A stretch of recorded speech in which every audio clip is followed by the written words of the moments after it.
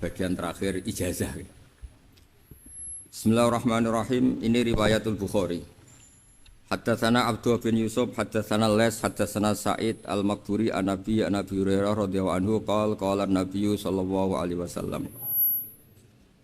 Ma minal anbiya'i nabiyyun illa qad u'tiya minal ayat ma mithluhu amana alaihi al-bashar. Wa inna ma kana alladhi utituhu wahyan awhahu wa ilayya fa arju an akuna aktsarahum tabi'an yaumal qiyamah. Dados kita tahu semua nabi itu punya mukjizat. Ya, semua nabi itu punya apa? Mukjizat. Mukjizat itu hal yang luar biasa yang memastikan manusia itu tidak bisa menyainginya atau menandinginya. Dan rata-rata mukjizat nabi dulu itu fisik. Misalnya ontanya Nabi Soleh itu kan onta tapi keluar dari batu, itu kan aneh. Aneh sekali. Atau tongkat Nabi Musa bisa simsalabim mengeringkan laut apa? Merah. Semua nabi itu punya mukjizat dan semuanya berbentuk fisik. Kecuali mukjizatul Rasulullah sallallahu alaihi wasallam itu berupa Al-Qur'an. Al-Qur'an itu konsep ilmiah. Terus kata Rasulullah sallallahu alaihi wasallam, tapi saya karena Quran itu justru berharap pengikutku besar dan sampai hari kiamat. Sekarang kita logika ya. Andekan kamu punya tongkatnya Nabi Musa, kalau kamu suka uang, kepikirannya dijual apa dipakai? Kalau kamu suka uang, kalau kamu ahli suudon itu pikirannya ndak, ini asli ndak. Karena yang melihat di Turki itu ya sebagian gitu. Kalau yang suka perdukunan itu bayangkan itu miliknya. Mungkin dipakai ngakali orang atau apa, pokoknya bayangkan itu miliknya. Kalau yang kolektor pikirannya itu nanti ini laku berapa. Tapi kalau peneliti mungkin pikirannya itu ini asli apa enggak? Bukti aslinya apa? Repot lah. Lagi pula kalau kamu punya utang terus mau apa? Istri kamu marah mau apa? Kalau pakai tongkat. Nah, beda dengan mukjizatnya Quran itu semuanya apa? Ilmiah. Orang yang sedang harmonis dengan istri bisa pakai ayat di antara ayat-ayat Allah itu apa? Wa ja'ala bainakum mawaddatan warahmah. Nanti kalau ditakdir cerai, saya tidak menyarankan cerai. Kalau ditakdir cerai, itu masih dimotivasi sama Allah. Wa iyyatafarraqa yughnillahu kullam min sa'ati. Jika suami istri itu cerai, jangan-jangan suaminya dapat istri lebih baik, istrinya nanti dapat suami lebih baik. Jadi yang masa lalunya dianggap prahara.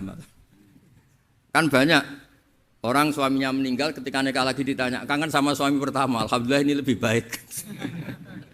Padahal suaminya yang meninggal itu berharap istrinya ini kangen, ternyata dia sudah syukur dapat suami yang lebih baik. Jadi Quran itu menunggui kita ila yaumil qiyamah. Kita tidak bunuh diri, itu ya barokahnya Quran. Karena problem apapun kita dinasihati sabar, dinasihati sabar. Kan nggak mungkin kamu pegang tongkatnya Nabi Musa, punya masalah apa saja ngelihat tongkat, bisa apa tongkat. Tapi kalau Quran kan nasihat, solusi. Makanya Nabi berharap dengan Quran ini, saya berharap pengaruh saya, pengikut saya terbanyak ila yaumil qiyamah. Terus beliau dikomentari begini sama, ini Fathul Bari, sarahnya Bukhari. Al-muradu anna mu'jizatil anbiya inqaradat binqiradi a'sorihim. Falam yusyahidha illa man hadaraha.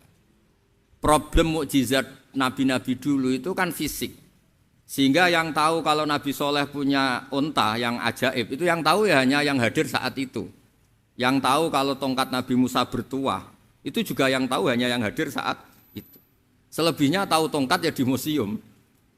Tapi kalau Quran menjadi solusi, menjadi panduan, menjadi pegangan itu ila yaumil qiyamah. Kita beri contoh ya, Quran panduan yang paling gampang misalnya begitu. Dulu ini cerita ya.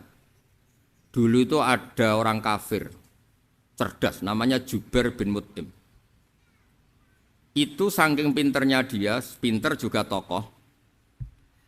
Itu sebagai delegasi pembebasan Asra Badrin. Jadi tawanan-tawanan perang Badar itu mulai dulu ya ada negosiasi mau dibebaskan. Terus orang-orang kafir ini menugaskan namanya Jubair bin siapa? Mut'im. Ini ada di Bukhari. Karena ini ngaji di Jakarta. Kalau orang nggak tahu hadis juga tanya ini sahih enggak? Wong nggak tahu kok tanya itu, wah aneh. Padahal kalau dibodoni itu ya nggak tahu. Tapi ya tetap tanya, hadisnya ini sahih enggak? Ini kata kiai apa kata nabi ini ya ribet. Memangnya kata nabi kamu dengar kan ya lewat kiai. Emang. Setelah itu Jubair itu datang ke Madinah. Dengerin ya, datang ke mana? Madinah. Kemudian dengar Nabi baca Wattur pas sholat maghrib. Jubair karena Nabi dulu gak ada hotel, gak ada pondok ya. Pondoknya Nabi hanya sufah itu. Nabi baca maghrib, bukan diskusi, bukan debat, baca Wattur wa kitabi mastur firrokim mansur wal baitil ma'mur wasaqufil marfu wal bakhril masjur terus. Kemudian sampai pada titik ayat am khuliqu min ghairi syai'in. Masa manusia atau alam raya yang maujudat, yang nyata, yang wujud nyata. Kemudian asal usulnya itu ketiadaan. Ini kan hadhil alam maujud, alam ini kan nyata. Masa sesuatu yang nyata penciptanya itu tidak nyata. Jadi enggak mungkin ada faham nihilisme. Kalau faham nihilisme berarti melahirkan teori begini. Al-adamu yakhluqu maujudan, sesuatu yang tidak ada menciptakan yang itu kan akal enggak bisa nerima. Kalau sesuatu ini ada, penciptanya pasti ada. Terus akhirnya Jubair bin Mut'im itu simpuh di depan Rasulullah terus bilang, "Ya Muhammad, kada qalbi ayatir." Hampir saja hati saya terbang. Kalau riwayatnya Imam Ahmad, faka'anna masudi aqalbi, hati saya ini hancur. Semua teori yang saya bawa untuk melawan kamu sekarang luluh semua, hancur semua. Yang benar adalah teori Anda bahwa Tuhan itu satu dan Tuhan itu ada sebelum semua makhluk. Coba kalau Nabi Muhammad ada Jubair bin Mut'im terus menyembunyikan tongkat dekat mihrab. Terus dilihat ini apa. Paling pikirannya ini dari kayu apa. Terus yang bentuk tongkat itu tukang pemahatnya siapa. Kok kurang keren kalau di Blitar gimana ya. Kan malah panjang. Kira-kira kalau mukjizat itu dari tongkat itu malah panjang. Panjang lah pokoknya. Panjang. Lagi pula kamu coba kan nggak ngarah mandi, itu yang mandi kan nabinya, bukan tongkatnya. Coba tongkatnya Nabi Musa coba anak-anak beki itu. Dipakai mukul kucing aja tidak mesti mati itu. Jadi nggak jelas, mukjizat-mukjizat seperti itu nggak. Tapi kalau Quran menunggui. Sampai saking hebatnya Quran, teori rasionalitas, soal kampanye di mana-mana. Tingkat validitas, tingkat kebenaran Quran itu bahkan bisa diuji tanpa membuktikan. Tanpa apa? Cukup pakai akal. Saya tidak bosan-bosan cerita ini karena ini khazanah kita. Di kitab Nailul Ma'mul itu, di kitab Usul Fiqih, saya berkali-kali cerita ini karena ini untuk menunjukkan bahwa Quran itu liqaumi ya'qilun, liqaumi yatafakkarun. Ada seorang kiai, seorang ustadz, kiai dulu itu ya memang orang soleh, alim terus jadi kiai. Kalau kiai sekarang tuh macam-macam, nganggur terus ingin jadi kiai, terus daftar gitu. Ada lowongan di yayasan masuk ingin jadi ustadz, karena dengar ada gajinya. Dulu tidak ada seperti itu, tidak ada. Makanya dulu tuh kalau ustadz kiai pasti soleh karena dia alim terus ingin orang lain tuh mendapat ilmunya. Kalau sekarang nggak ada yayasan sehat, guru gajinya sekian, yang nggak ingin jadi ustadz tuh daftar. Karena ada gaji, apalagi ada kabar, ada gaji, ada mes, ada wah yang daftar banyak. Tapi mentalnya ada kiai sebetulnya. Ya kalau sampean tanya itu baik dah Gus, ya setengah baik. Ya maksudnya setengah baik ya ada baiknya lah, namanya profesi ngajar itu kan baik. Tapi setengah saja karena motifnya itu nyari gaji, bukan ingin mencerdaskan umatnya Rasulullah SAW. Itu Imam Amudi itu guru matematika. Saya enggak bosan-bosan cerita ini. Guru matematika. Muridnya sampai takut, ini masuk surga ndak? Kiai kok enggak ngajarin istighosa atau tahlil malah ngajarin apa? Matematika. Beliau meninggal terus muridnya tanya, "Ma fa'alallahu bik?" Kira-kira gitu. Apa yang dilakukan Allah? Allah nyambut Anda gimana gitu. Terus kata Imam Amudi, bagus saya disuruh ngajar malaikat. Karena malaikat kan tidak pernah kayak anak beki gini ngaji gini. Malaikat itu tidak pernah ngaji, dia iman saja karena tahu surga, tahu neraka terus iman gitu aja. Jadi imannya malaikat itu enggak keren kita. Imannya loh. Loh itu yang ngendikan Nabi loh, tidak saya. Nabi pernah tanya sama sahabat, iman yang paling keren siapa? Jawabannya sahabat malaikat. Ya ndak karuan malaikat iman. Wong dia yang tahu surga neraka, tahu segalanya masa ndak iman? Ya pasti iman lah katanya. Terus ya para sahabat engkau iman ya wajar kan menangi saya, nemuin saya. Yang hebat itu orang-orang yang tidak melihat saya, tidak saya didik tapi tetap iman. Karena dididik akal, ya tadi dididik Quran, apa dididik Quran. Sama si apal, teks bahasa Arabnya masang. Terus Mama Mudi kata Allah, suruh dia ngajarin para malaikat cara menemukan saya. Malaikat dikumpulin, terus Mama Mudi disuruh ngajar. Sama singkat kata-katanya Allah di mimpi itu. Istadilla ala wahdaniyati. Bihadrati malaikati. Tolong ajarkan cara menemukan saya padahal Anda ini manusia yang tidak melihat saya. Anda di Jakarta kan hanya gedung-gedung. Paling jadi khayal, terus nikmat lah. Anda ikut punya tapi ikut nikmati. Orang desa-desa kalau ke Jakarta itu pokrol. Wah di Jakarta itu gedungnya tinggi-tinggi. Tidak kayak kampung sini. Lu udah ikut punya, ikut bangga. Di Jakarta orangnya cantik-cantik, tidak kayak orang sini. Padahal dia ya tidak dapat orang cantik gitu. Jadi Allah itu saking pinternya, miskin-miskin ya bisa berkhayal dan bahagia. Nah, itu alhamdulillah betul. Akhirnya itu apa ini anak-anak begini saya tak niati ngajar standar anak-anak akademik. Terus pertama yang diajarkan hanya bilang gini, sama siapa teknya? Ya malaikat wahi para malaikat. Terus beliau bilang, nisbatus naini wassalasah ila malanihayatalahu nisbatul far'i ilal asli. Angka itu jumlahnya berapapun, 2, 3 sampai triliunan. Semuanya itu nisbatul far'i ilal asli. Binisbat ilal wahid, nisbatul far'i ilal asli. Angka 2 ya cabangnya 1, 3 ya cabangnya 1, 1 triliun ya cabangnya 1. Tetap yang asal usul adalah angka 1. Itu nangis semua malaikat. Cara Jawa itu mandekman kue iman kaya imanku. Makanya imannya ummatu Rasulullah sallallahu alaihi wasallam itu PD-nya yakinnya kayak imannya malaikat. Kalau Tuhan itu 1. Karena angka enggak bisa dimulai kecuali dengan angka 1. Makanya nisbatus naini wassalasah ila ma nihayatalahu iku nisbatul far'i ilal asli. Semuanya itu nisbatnya cabang ke induk. Berarti semua alam raya ini tetap asal usulnya 1, yaitu qul huwallahu ahad. Nah, itu namanya akal. Umatnya Rasulullah itu ditinggali mukjizat akal lewat panduan Quran sehingga meskipun kita tidak menangi Rasulullah, tidak menangi sahabat, kita tidak tahu malaikat Jibril, tapi cara iman kita ini tidak kalah keren. Yakin hakul, yakin. Terus kedua, gambar. Kamu gambar rumah, gambar hewan, gambar apa saja, mesti dimulai 1 titik. Entah gambar kamu bagus, entah jelek, tetap dimulai 1 titik. Nah, titik ini namanya nuqtatul wujud. Semua alam raya dimulai dari 1 titik, yaitu nuqtatil wujud. Makanya Quran dimulai bismillah, dan bismillah itu dipilih sama Allah pakai pertama ba itu ada titik. Itu kata semua ulama. Itu titik itu singkatan dari bi kana makana wa bi yakunu mayakun. Karena saya semuanya ada. Bi itu karena saya. Jadi makanya santri-santri beki tidak usah bayangkan kamu jadi wali terus bisa terbang ke Mekah, tidak usah.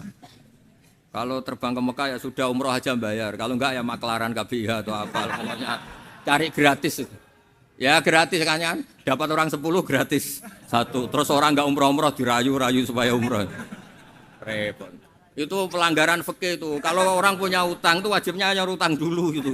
Wah repot. Saya itu juga sering bingung di kampung-kampung. Gus sama umroh. Kenapa? Dapat gratisan. Minta uang saja buat nyaur utang, enggak boleh. Wah, secara fikih yang wajib itu nyaur utang bukan umroh. Enggak boleh Gus diminta uang, enggak boleh, harus umroh. Udah gitu saya ini bingung Gus mau umroh, enggak nikmati. Kenapa? Disuruh ngajar Gus. Repot semua kalau ibadah mergawe ya gini bingung semua. Ya saya mohon anak-anak BK semuanya yang seneng Quran itu harus seneng sampai kayak saya sehingga tahu. Istidlal mencari Tuhan dengan cara tauhid yang berbasis akal itu sedzahir imannya malaikat. Jika di kelasmen iman itu manusia ulul ilmi, kita-kita yang nekuni ilmu itu nomor 1 prakteknya. Karena nomor 1 itu Allah karuan kan syahidah wa, Allah kan enggak tertandingi syahidah wa annahu la ilaha illa huwa, terus wal malaikatu. Malaikat kan karuan karena langsung menyaksikan surga dan Ketiga apa? Wa ulul ilm. Berarti prakteknya kan nomor satu. Kalau kompetitornya semuanya manusia, ulul ilmi nomor berapa? Satu kan? Nah nomor tiga kan dari Allah, malaikat, ulul ilm. Berarti kalau kompetisinya antar manusia nomor berapa? Satu kan? Nah kenapa ulul ilmi di nomor tiga kan tapi dari Allah, malaikat, ulul. Kerennya kayak apa? Karena cara iman ulul ilmi itu enggak ada ragunya sama sekali. Kamu ragu enggak kalau dua itu cabang dari satu, asalnya satu? Enggak pernah kan ragu kan? Semua gambar seruat apapun dimulai dari satu titik, ragu enggak? Enggak kan? Nah, imannya umatnya Nabi karena dipandu oleh Quran itu seyakin itu, sehakul yakin itu. Nah, itu terus Jubair bin Mut'im jadi iman. Am khuliqu min ghairi syai'in am humul khaliqun. Terus kata Allah lagi, kalau kamu tidak percaya saya yang bikin langit bumi ya gampang dong. Kamu saja yang ngomong kalau kamu yang bikin. Paling orang sepakat kamu stres. Terus hanya ayat gitu. Am khalaqus samawati wal ard. Kalau kamu tidak yakin Allah yang bikin ya silakan Anda klaim saja kalau kamu yang bikin langit bumi. Bala yuqinun. Kamu juga gak mau kan dibilang stres.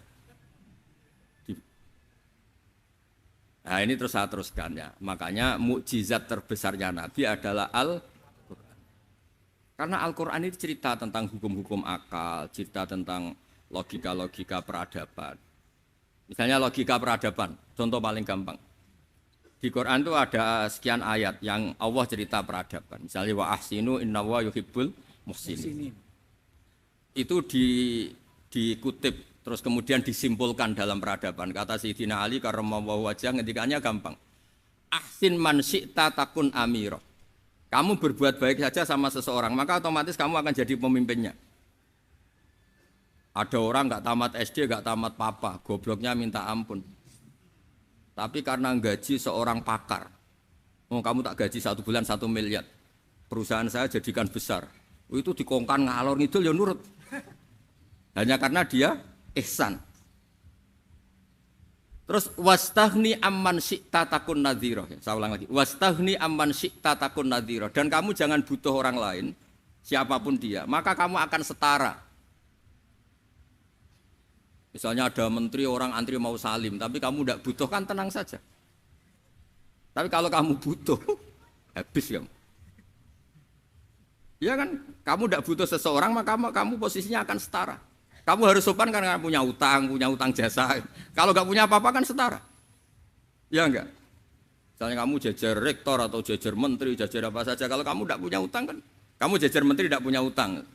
Sama jajar satpam tapi punya utang, takut mana?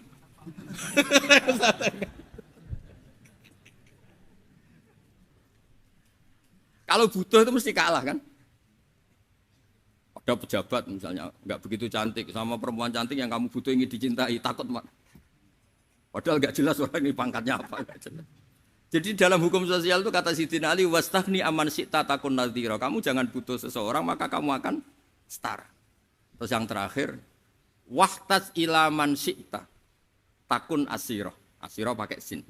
Dan silahkan butuh seseorang maka kamu akan jadi budak dia.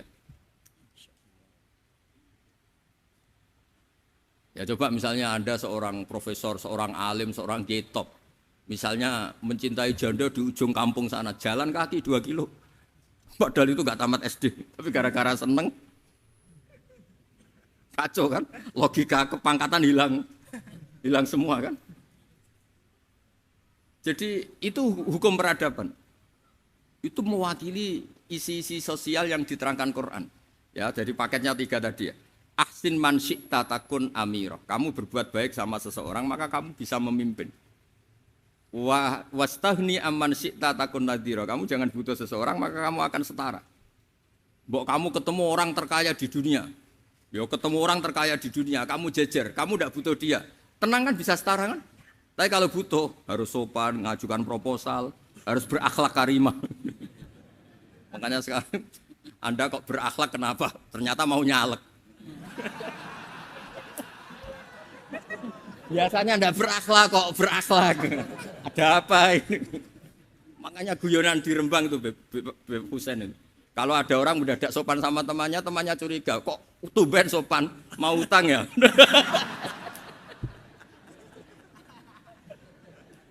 Zaman akhir itu kacau.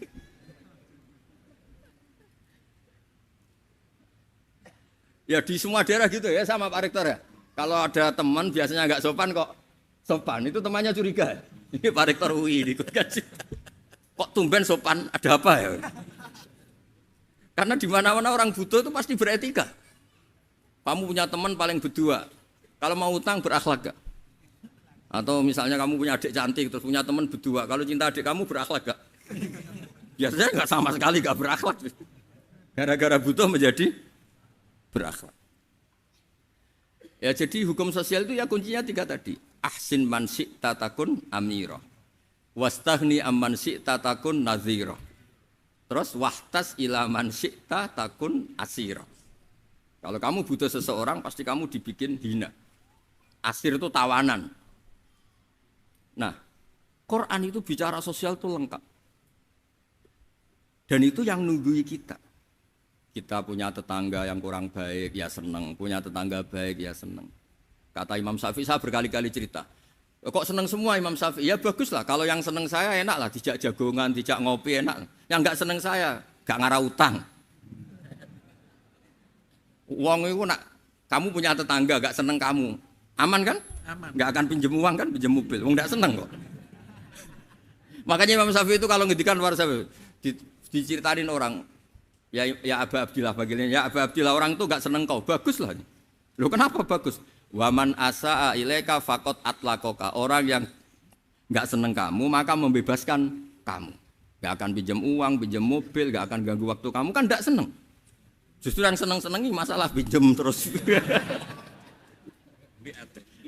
Imam Syafi'i itu orang yang anggap dunia itu selesai. Ada yang cerita, ya Aba Abdillah, orang yang tadi cium tangan engkau, yang hormat engkau, di luar maki-maki engkau, ngerasain engkau, ngata-ngatain engkau. Ya bagus lah. Kok bagus gimana? Berarti saya wibawa, depan saya tidak berani. Berarti saya wibawa, di depan saya tidak berani. Berarti itu makomnya sudah kulillah, sumadarhum fi khawdihim, yal'abun. Sudah dunia itu selesai, sudah agak penting semua. Nah, itu kalau kamu anak-anak beki ahli Quran, sudah ayatnya kulillah, sumadarhum fi khawdihim, yal'abun. Sudah lihat Allah saja agak penting, makhluk-makhluk itu.